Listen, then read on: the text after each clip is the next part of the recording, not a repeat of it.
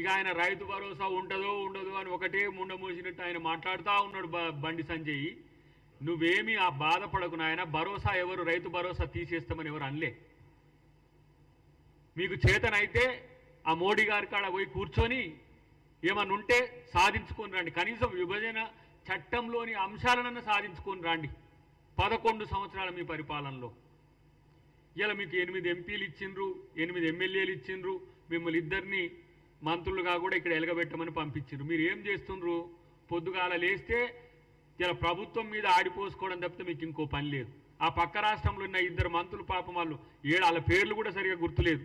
ఆంధ్రప్రదేశ్లో ఉండే కేంద్ర మంత్రుల పేరు. వారు పోయి ఏ విధంగా లక్షల కోట్లు, ఇలా మొన్న 1,00,000 కోట్లు దానికి అమరావతికి, వాళ్ళని చూస్తే సంతోషం అనిపిస్తుంది అట్లీస్ట్. ఎందుకంటే మనతో విభజించబడి ఆర్థికంగా నష్టపోతున్నామన్న ఆంధ్రప్రదేశ్ కొరకు అక్కడ ఉన్న బీజేపీ మంత్రులు కొట్లాడుతున్నారు. మీరేం చేస్తున్నారు? బూడిద ఇక్కడ.